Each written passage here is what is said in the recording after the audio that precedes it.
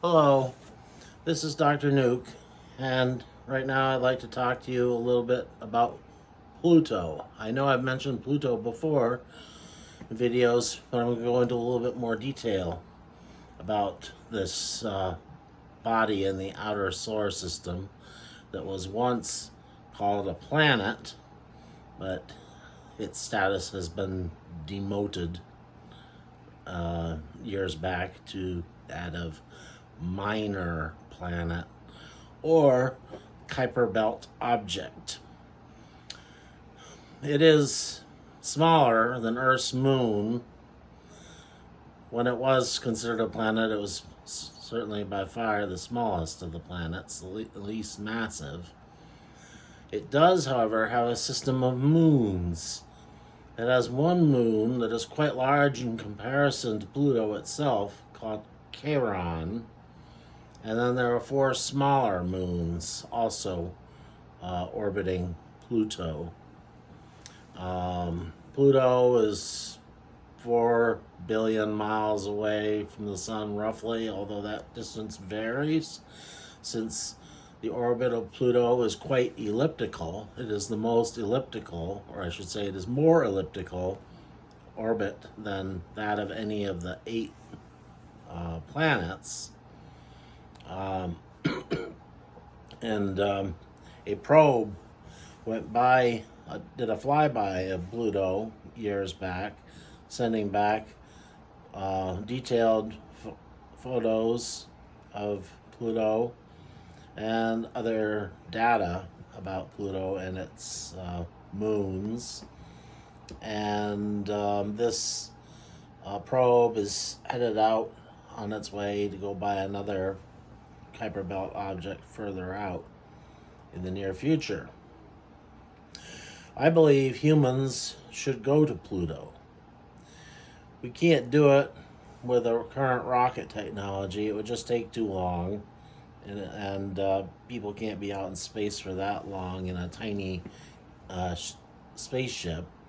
You need a larger ship that would be capable of going much faster, and that would require nuclear propulsion of some kind.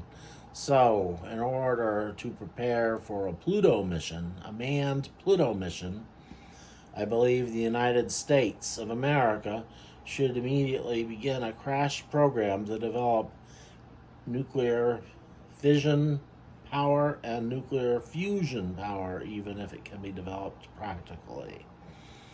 And once those rockets are developed, then it might be feasible to go to Pluto. Maybe it would take a couple of years to get there, a couple of years to get back, and spend a year there, so it'd be a 5-year mission maybe. And then eventually establish an outpost on Pluto with crew constantly being rotated in and out. I believe that all corners of the solar system should be explored and outposts set up, colonies even, and industry. Another object out there that deserves study, I believe, is Chiron, which is beyond the orbit of Saturn, but before the orbit of Uranus. Chiron is a large icy body. Well, there may be rocky material and metallic material too, even. But it's on the order of a couple hundred miles in diameter. And it seems to me that I read somewhere that it has rings around it. Anyway, nuclear propulsion is key to the exploration and settling of the outer solar system beyond the asteroid belt. We need to develop direct thermonuclear fission rockets, and as well as nuclear electric ion propulsion rocket technology. And if possible, even the best rocket technology would be fusion thrusters, although they would be very difficult to develop, but we should try to develop them.